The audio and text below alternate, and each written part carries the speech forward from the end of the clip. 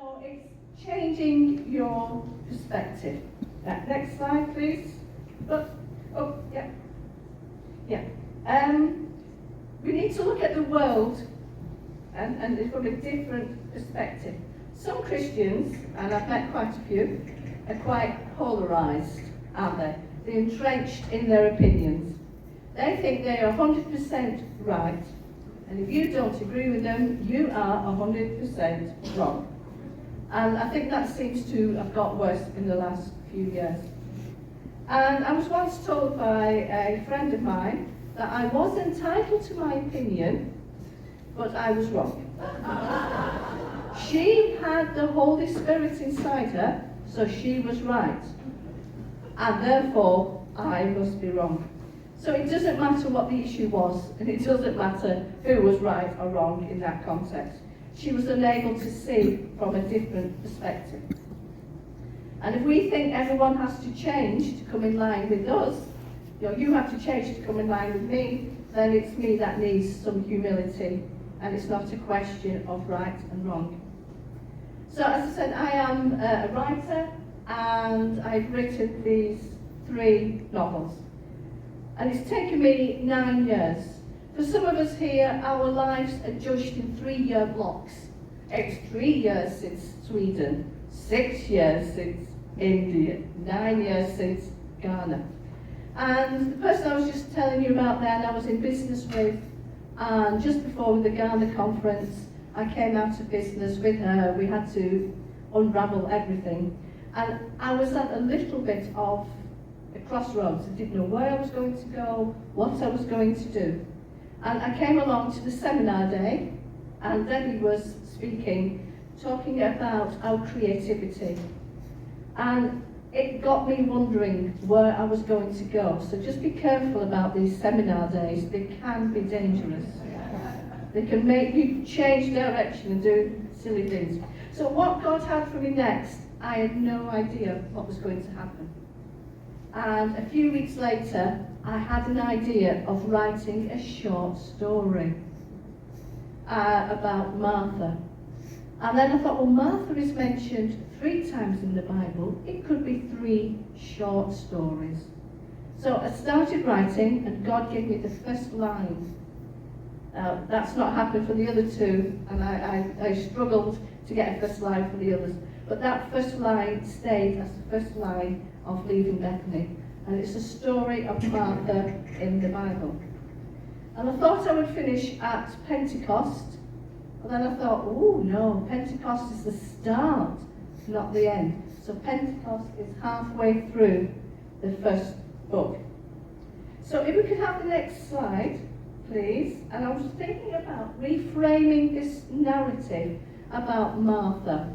So this is a painting of a 19th century Polish artist, Henryk Siemieradzki. I apologize for any Polish people if I've said his name wrong there.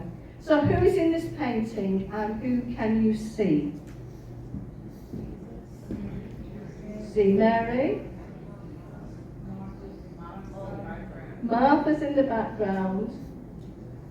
Yeah. And Jesus is in the centre, and Mary is in the foreground. Poor Martha is out in the background. So could we have the next slide? Yep, keep going. One more. Here's Martha. So what does this say about Martha? What's her body language? She's upset, yeah. Holding her shoulder. She's what, sorry? She's feeling left out. She was in the corner, feeling left out.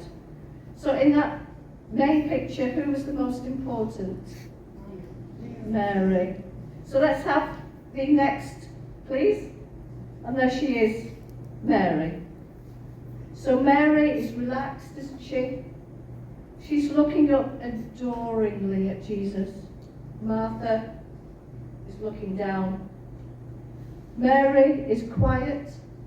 She's contemplative. She's unobtrusive. And above all, silent. So have you ever been asked, are you a Mary or a Martha? Yeah, and it's the women nodding, because men don't get asked that question. Are you a woman? Are you a Mary or a Martha? It supposes that women are polarised. You're either busy, you're active, you're doing things, or you're quiet, you're contemplative, you're unobtrusive, you're silent. Not many silent people here, I know. But then, what does Jesus say about Martha? Can I have them underneath, please? Yep. Jesus says, Martha, Martha, you are worried and upset about so many things, but few things are needed, or only one. Mary has chosen what is better, and it will not be taken away from her. Now that lovely verse has been misread many times. And it's from passage in Luke. And it can lead to an unhelpful division between the doing and the being, between the active and the contemplative in Christian life, particularly for women. I mean, are you someone who's always in the kitchen at church events, washing up, thinking about Robin, washing up, getting all the drinks ready? You know, are you always that person? Or, well, if you are a Martha. Or are you the woman who always attends the prayer meetings, always takes notes during the sermon, writes your journal, writes helpful hints to people, sends text with Bible verses? Are you that kind of person? Well, you are a Mary. But does it have to be one or the other? And this is why I wanted to change that perspective, reframe the narrative, tell a different story. So can I have the next slide, please? Oh, go on, one more. Yep. This is a picture by, I don't know, because I have it out, and it's there, thank you. Jan van Meer van Delft in 1654.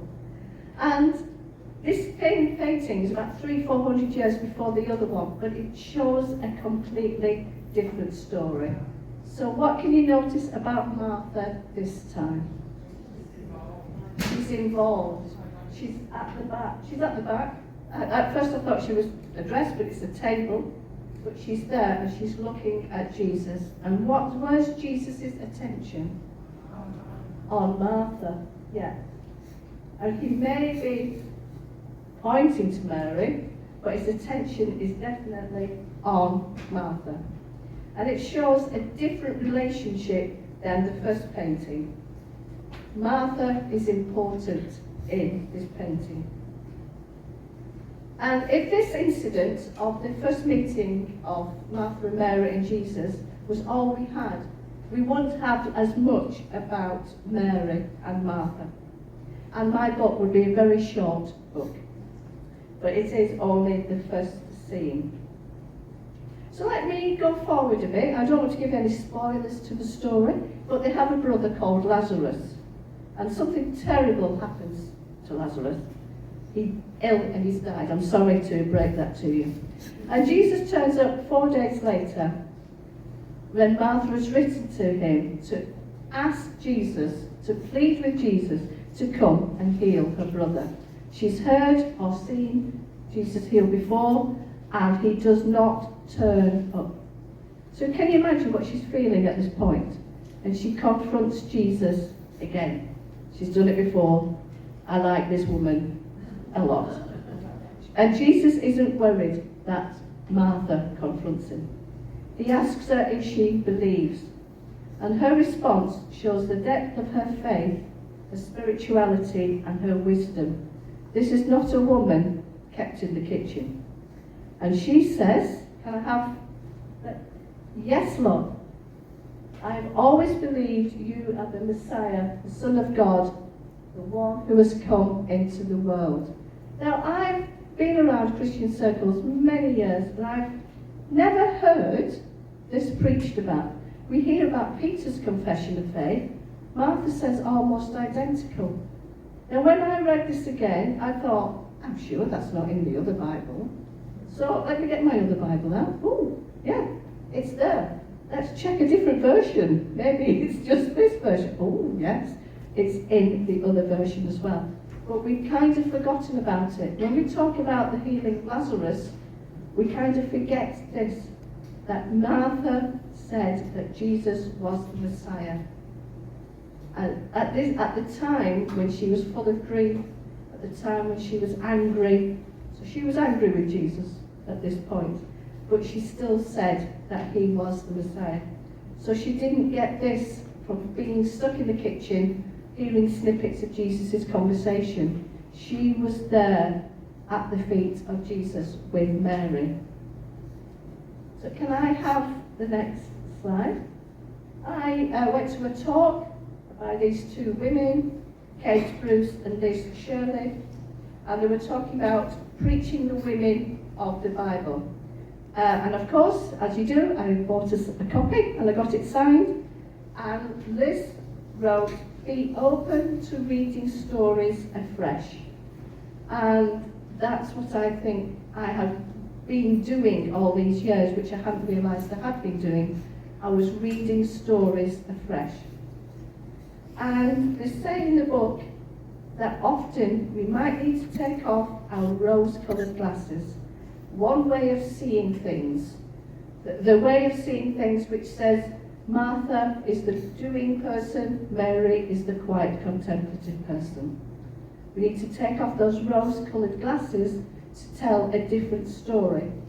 And it can be painful. If we've always looked at something in one way, it can be painful, it can be disruptive, or it could even be dangerous to reframe the narrative and tell a different story from the one we normally hear. I was recently watching a TV history programme, which I like to watch, in Britain, and it was about the Reformation in Britain. And Lucy Worsley, who was the presenter, said that history is not just one voice. There are many voices competing for our attention.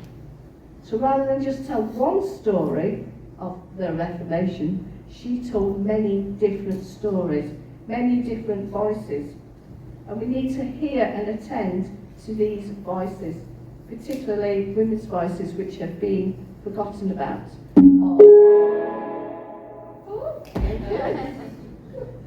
Or that we may not have heard before. Can I have the next slide?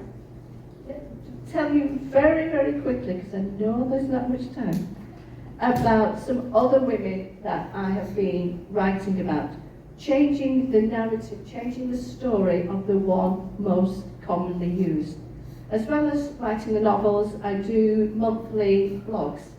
And it's usually about one of the women in, particularly the New Testament, I've been concentrating on. And these are three women which I think have been misused in the church for, I was going to say 2,000 years, but probably since the Reformation. Before that, we often had a different opinion about these women. So one is Mary Magdalene. And if you ask anybody, what did Mary Magdalene do before she met Jesus? Was she a prostitute? No. No, she wasn't. It's very common in films and TV and books and Dan Brown and Jesus Christ Superstar and everything. But before the 7th century, Mary was revered as the apostle to the apostles. Woo! Give it up for Mary. You're Mary. So I've written a couple of blogs about Mary as well, describing this different perspective about her. And I have a fictitious Roman journalist who likes to go around the Mediterranean and interview these women. So we get they are telling the story. And that is Amelia Metella. She's my Roman journalist, so I tell the story in a creative way as well as in an information way. And the woman at the well, I mean, she really is misaligned, poor woman. And if I ask, what do you know about the woman at the well, the Samaritan woman that Jesus met? What do we know about her? She had many boyfriends. Not necessarily, says Lucy. She had 5 husbands, and the man she lived with was not her husband. And that's what we major on. We are told that she was an outcast. She went to the well at midday when there were no other women went to the well at midday. They all went in the morning. She was an outcast. Everybody thought she was a terrible woman. But that opinion has only come since the Reformation. And in the Eastern Church, she is revered. And she has a name which is 14, which means the illuminated one. And if she was ostracized by the village, why did she go back to tell the villagers she'd met the Messiah and they followed her? I mean, if she was an outcast, they would have said, on your bike, 14, if bikes were invented in those days. We're not listening to you. You are a bad woman. But Jesus doesn't concentrate on that. And it is the longest conversation of Jesus we have in the Gospels, and it's with this woman. And Jesus relates to her on a one-to-one level, and he discusses theology with her. So to reframe the story, I said it was the woman who just discussed theology with Jesus, or the woman Jesus discussed theology with. And he spoke to her on that level. And tradition says that she was later martyred by being thrown down a well. This was a woman who went on. She's not just the woman who had 4 husbands, or 5 husbands, I can't remember. And then the woman who anointed Jesus, again, one of these is probably Mary of Bethany, Martha's sister, but the other one that Luke records, we are often told that she was a sinful woman. And what did that mean if you were a sinful woman? She was sexually immoral. Yes, Lucy. She was. That's what we are told, because she let down her hair. And she walked into this room full of men. And they said, do you know this woman? She's a sinful woman. And Luke uses a word to describe her. And he uses a word which, well translated, is sinful. So she is a sinful woman. But that is the second time Luke has used that word in his gospel. And the first time he uses it, I do not recall ever being in a Bible study or a sermon where this person is accused of a sexual immorality or a sexual sin. Do you know who the first person was who was described in that way? It was Peter. Yes, it was Peter. So when Peter describes himself as a sexual, when Peter describes himself as a sinful man, no, we don't think that's sexual. But when the woman is described as sinful, we think she is sexual. So let's tell a different story. And these are not just theological matters, they're not just semantics. It's important, and it's important how we view people. It's important how we view women in the church today, and it's important how women get allowed to use the gifting in church today. So it's telling a different story. How long do I have then? Oh, I've been rushing. But no, it's okay. You can take your time. Or it's all right. I've only got one more slide. So I've got some questions. So here are some questions to help us reframe our narrative or change the perspective. Bono, who's often not quoted, Bono says culture is always upstream of politics, meaning culture is important, and that affects the politics rather than the other way.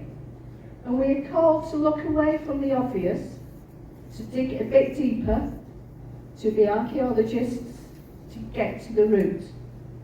This can be dangerous. Take off our rose-coloured glasses. We are to be archaeologists, to dig deep, to stop and think, what kind of a world do we want to live in? And what is God calling us into? And we hear a lot of the current culture wars that we often hear about. And it makes it obligatory to stand in one camp or another. You are either for me or you are against me. But culture transcends these differences, and it can tell a different narrative. And art and culture shows us what we have in common, doesn't it? It doesn't divide so much, it shows us what we have in common. And art is not always comfortable, as Andrew was saying about the shapes and being grounded. It's not always comfortable, and it's not an add-on. So these questions to take away and consider on any matter. It could be a social issue, it could be a group of people you are working with, maybe a group of people that don't often have a voice, who are not often heard, a racial group in your country, or a cultural group, age group, young people, older people. So is there anything or any people that God is calling you to shift your perspective about? And what narrative do you need to change, and what new narrative or story do you need to tell?